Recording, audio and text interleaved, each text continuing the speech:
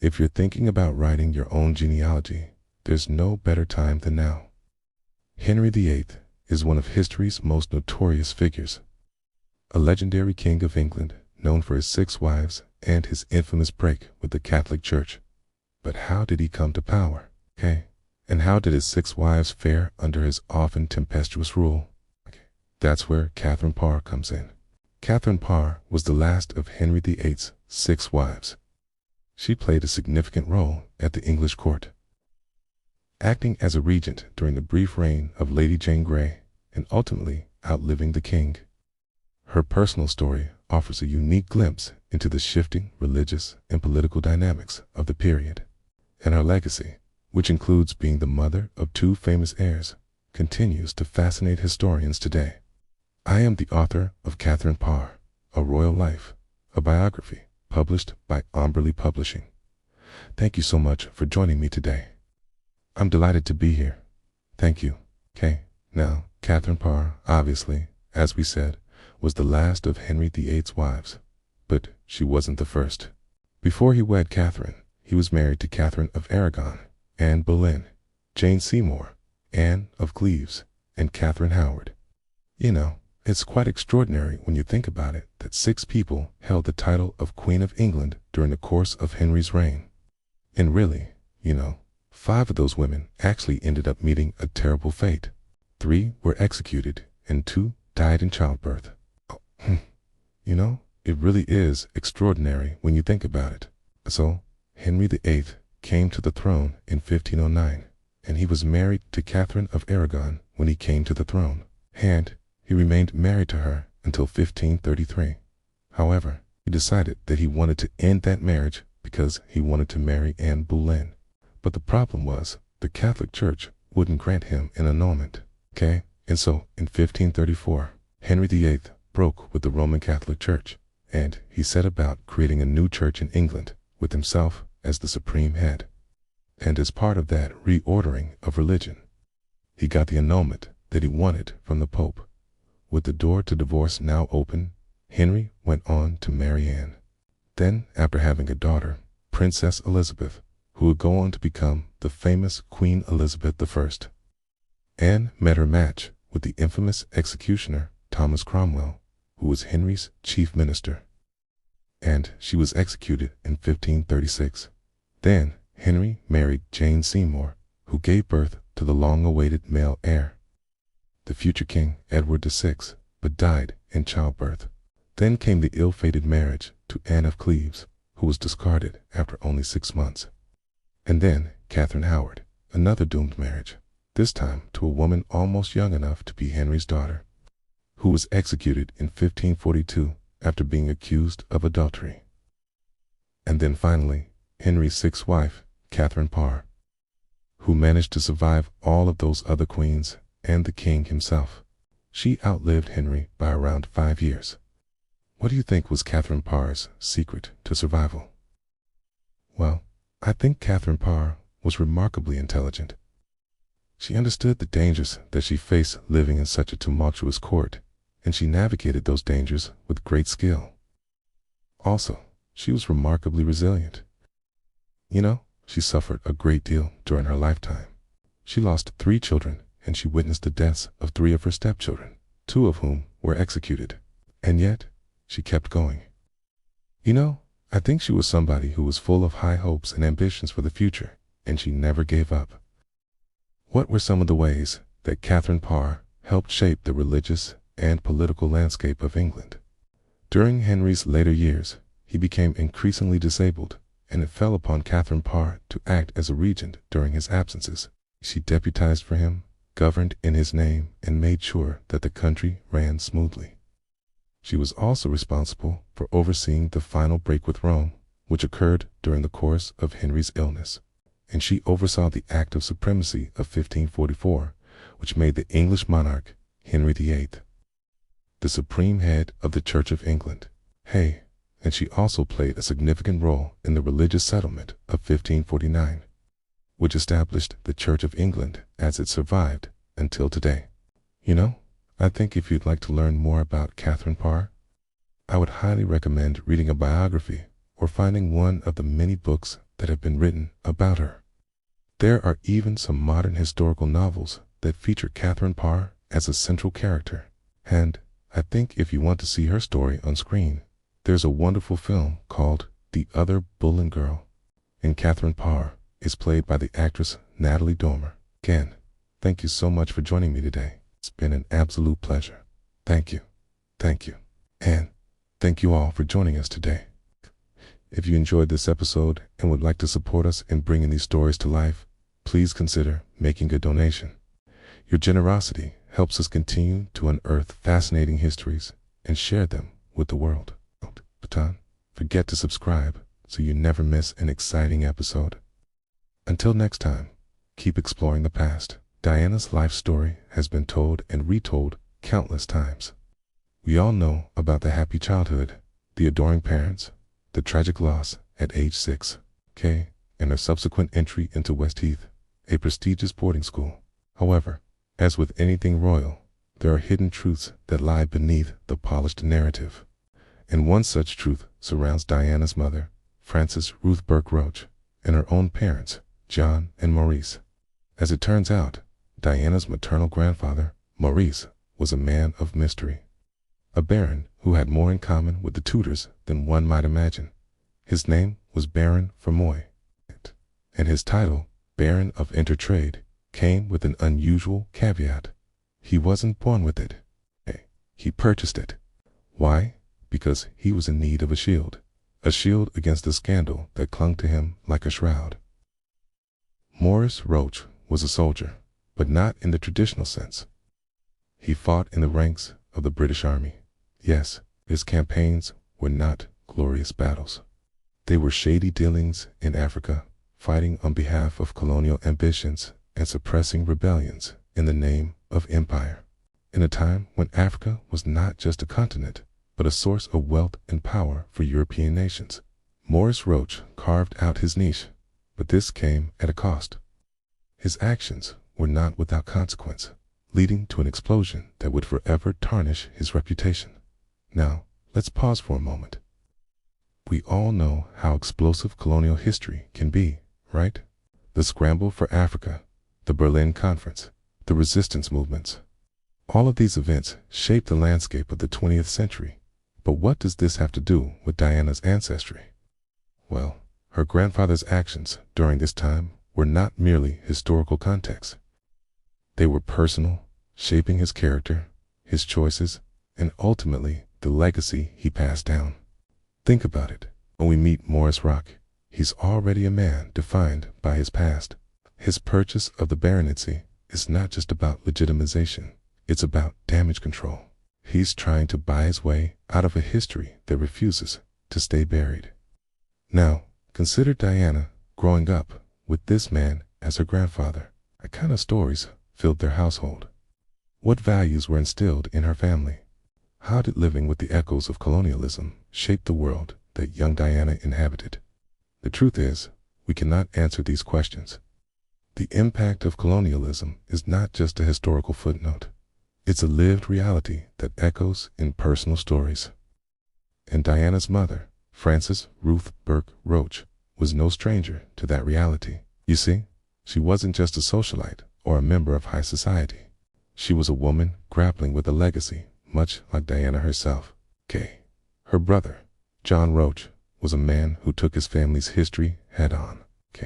He was an Irish nationalist, a leader, a voice against the very system that had given his grandfather privilege. And this created a unique dynamic within the family. Imagine being caught between two worlds, the world of privilege and the world of struggle, of colonialism and resistance, of empire and rebellion. This was not just Diana's heritage, it was her everyday life. Her mother's brother, John, embodied the fight against the status quo. He challenged the system that had given Maurice Roach his ill-gotten gains. And in doing so, he also challenged the family's complicity in that system. Considering the privileged position of the Spencer family, can you imagine the kind of pressure Frances must have faced? How did she balance her loyalties? What choices did she make, and why? And how did those choices affect Diana's upbringing? Remember, history isn't just about dates and battles, it's about people. Real people with real struggles, real dreams, real flaws. Diana's maternal side was not just about privilege and parties. It was about a family wrestling with its past, with the ghosts of colonialism that refused to stay buried. Now, if you want to delve even deeper into this intriguing aspect of Diana's ancestry, don't forget to subscribe to our channel and hit the bell icon to never miss an episode. Each new episode will unveil more hidden truths, more personal stories, and more connections to the iconic figures of the past. Because history is not just what happened to Diana, it's also what happened to her ancestors.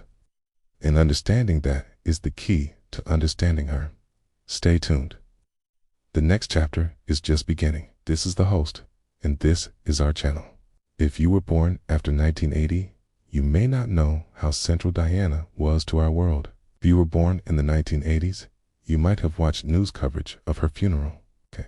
But if you were alive during her lifetime, well, her face probably hung on your bedroom walls, like mine. You may have been 24 years old when she died, like me, and felt as though you had lost a friend, 'cause that's what Diana was to many. A friend. She was the girl next door who was kind, funny, smart, and beautiful. She once famously said, "I do get a little angry that people don't know the real me." Well, I'm afraid that now millions of people do know the real Diana, the woman behind the headlines. The person whose life played out not only on newspaper front pages, but in academic journals, documentaries, and countless books. There's almost no way to escape knowing something about Diana, and yet most of what we know is only half of her story. In my research, I've come to realize that understanding Diana requires looking beyond her childhood in Park House and exploring a past that stretches back much further. If you want to understand Diana, we need to go back, way back. To uncover the true roots of her story, we need to turn to her mother, Frances Shand Kidd.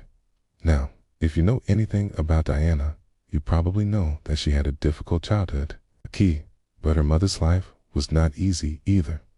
Frances was born into a world of privilege, but that world was crumbling. When she was still a child, her father, John Spencer, committed suicide, leaving Frances and her siblings without a father and their mother, Cynthia, alone with grief. This early exposure to darkness was not Diana's alone.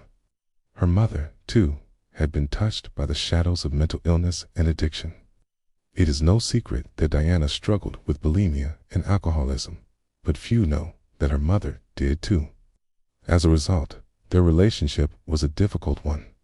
One biographer described it as a battleground, but as Diana grew older, she began to forge relationships outside of her family. And this, too, is a story that runs deep in the Spencer family tree. Throughout her life, Diana craved closeness, affection, and belonging. But her closest relationships were also the source of her greatest pain, from her sister, Sarah, to her first boyfriend, the son of a wealthy family. Time and again, Diana found solace in men who were tied to her by obligation, not choice. And this, too, is a pattern in her family's past. For centuries, Spencers had married into wealth, forging alliances that helped them maintain their status. Love was not the point. Alliances were. And this is where Diana's story takes us back to the heart of the Tudor era. Through her mother's side, Diana descends from King Henry VIII and his first wife, Catherine of Aragon. But this lineage was not built on romance or legitimacy. It was built on the shifting sands of power. Catherine, the first of Henry's 6 wives, was a pawn in a game of international politics. When she failed to produce a surviving son, Henry discarded her and married Anne Boleyn. Now, you can watch our series on Anne Boleyn to explore her story in depth. Suffice it to say that Anne, too, was used by the king. She was a tool to advance Henry's desires. And when she could no longer serve him, she was executed. As you can probably tell, this is not a particularly loving family tree, It's a story of ambition, deceit, and ruthlessness. And this is what Diana inherited on her mother's side. A brutal lesson in how little human connection matters when power is on the line. If you're just tuning in, please remember to subscribe. Diana's story is one that deserves to be explored slowly, carefully, and in full. That's why we're releasing this series in weekly installments. This way, we have time to explore the sources and really bring you the best series possible. So far, we've covered the basics of Diana's ancestry, starting with her mother. But there is so much more to uncover. Stay tuned, because next week, we'll explore Diana's father, John Spencer, and discover some surprising connections to the British monarchy. Until then, ask yourself this: what surprised you the most about Diana's ancestry so far? Let us know your thoughts in the comments. Finally, if you're watching this on YouTube, please remember to leave us a like. Thanks for watching. See you next time. Thanks for watching, and thank you for joining me. In my last video, I asked you, the viewer, to imagine if you could have tea with one historical figure. And many of you wrote about your choices, sharing your thoughts. It's amazing to think that a simple question can evoke such personal responses from all of you around the world. I love hearing how you connect with these historical figures and what fascinates you about them. I'm glad I could spark that through the channel.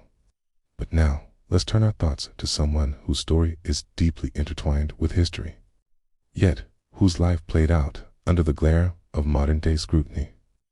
Princess Diana, a name synonymous with both timeless elegance and enduring sorrow. Today, we dive into the enigma of her ancestry, specifically her bloodline and its potential influence on her captivating yet tragic existence. You might be surprised to learn that Diana's lineage is far from a simple tale. She was not merely a product of her upbringing, but also a culmination of centuries of royal heritage. You see, her story doesn't begin with her parents or her entry into the British royal family, but rather echoes back through time to the very roots of her being.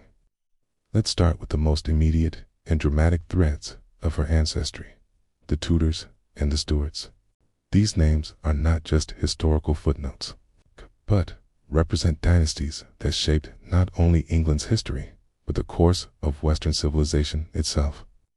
The Tudors, known for their relentless pursuit of power and their sometimes brutal means of maintaining it, had a profound impact on the English monarchy, from Henry VIII's 6 wives to Elizabeth I's reign.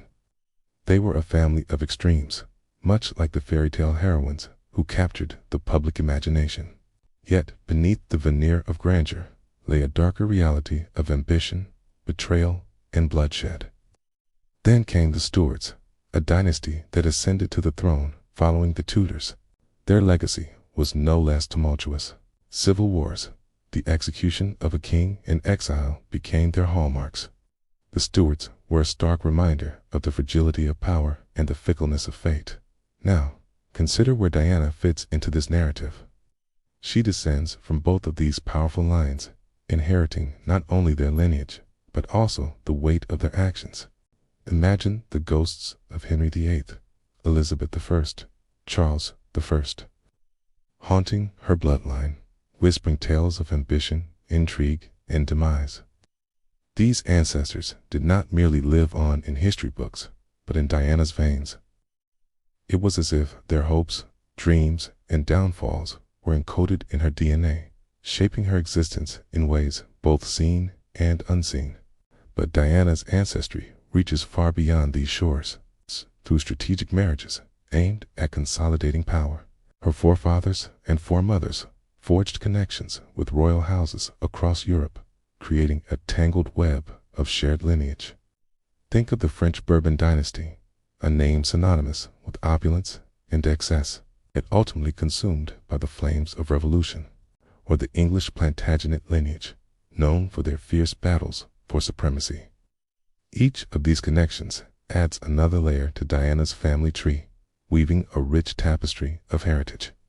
And yet, despite being related to some of the most powerful families in history, Diana's story is not one of unassailable privilege. Instead, it is a tale of echoes and inevitability. You see, history has a way of repeating itself, and as Diana's ancestors had shown, Even the seemingly most secure positions can be toppled. To explore further into Diana's ancestry, to uncover a lineage marked by ambition, intrigue, and an almost tragic sense of déjà vu. From the excesses of the Bourbons to the struggles of the Plantagenets, each branch of her family tree offers a unique perspective on her story. It's as if her life was preordained by the actions of those who came before her. So when we talk about Diana's dark ancestry, we are not just referring to her lineage. We are talking about the weight of history, the burden of legacy, and the haunting echoes of the past that resonated in our own life. And I hope that as you continue to explore her story, we'll remember that every great story is a tapestry woven with threads of light and darkness. Until next time, may your own journey of discovery be filled with insights as captivating as the life of Princess Diana. Diana's ancestry is not just a list of names in a family tree. It is a tapestry woven with threads of sacrifice, isolation, and an inescapable tragedy. As we peel back the layers of her lineage, we uncover a story that is as haunting as it is historical. Start with the word that has become synonymous with the Tudors: sacrifice. Anne Boleyn, the woman who captivated the heart of Henry VIII and sparked the English Reformation, was sacrificed to secure his freedom.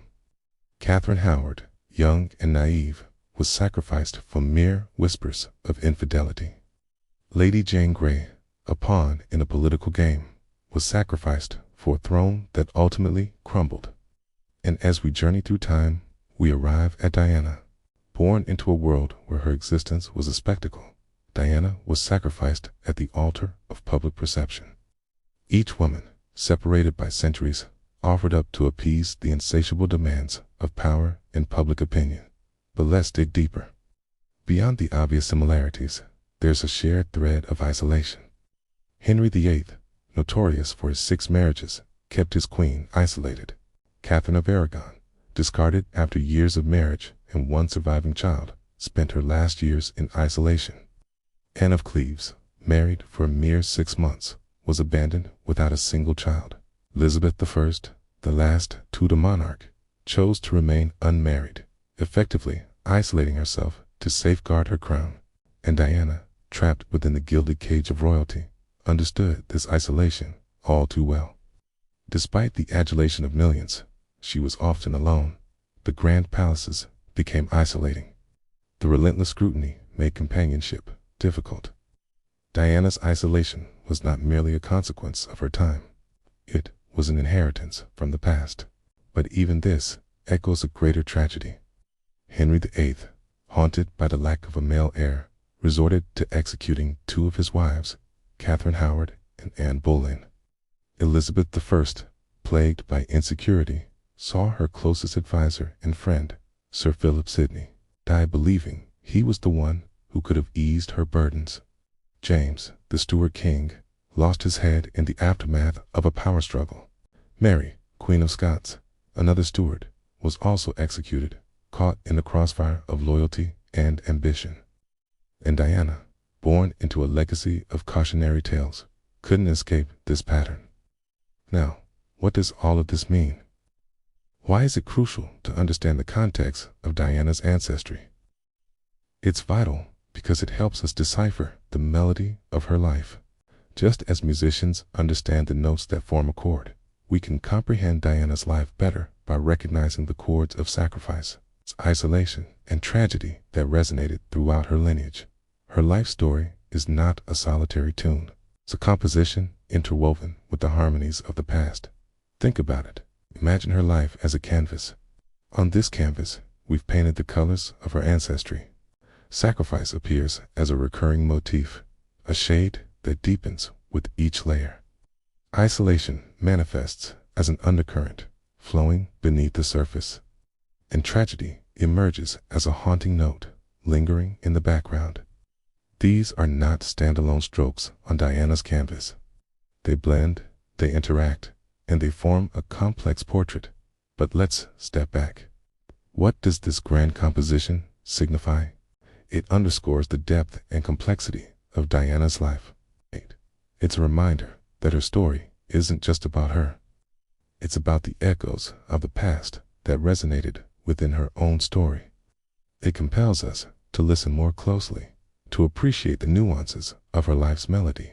However, understanding Diana's ancestry also serves as a lens through which we can view her actions, decisions, and even tragedies from a fresh perspective. For instance, her determination to break away from certain royal traditions, particularly regarding her son's education, can be seen as an act of defiance against a legacy that often confined its children within the rigid walls of protocol. Or her open discussions about her struggles with bulimia and depression, taboo subjects in royal circles, might be viewed as a conscious effort to dismantle the isolation that had been her constant companion.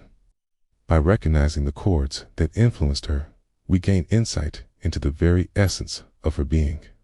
We begin to grasp the motivations behind her actions and the complexities of the emotional landscape she navigated. Moreover, acknowledging Diana's ancestry enriches our understanding of her place in history. It allows us to position her within the broader narrative of the British monarchy, a narrative that is replete with power struggles, betrayals, and tragic turns of events. Diana is not just a name in the royal lineage. She is a link in a chain of events that have shaped the course of British history. Understanding this lineage allows us to see her life as a thread in the rich fabric of Great Britain's past. In conclusion, Diana's ancestry is more than a collection of names. It's a composition that provides the backdrop for understanding her life. By recognizing the chords of sacrifice, isolation, and tragedy, we gain insight into her choices, her struggles, and her triumphs. Moreover, it allows us to appreciate her as a character in the grand opera of British history. So, as we continue to explore the life of this iconic figure, let us always keep in mind the symphony of her ancestry. It is in this symphony that we will find the echoes of her extraordinary life. If you're as intrigued as I am about the intricate dance between history and legacy, please subscribe. Together, we can keep these historical echoes alive.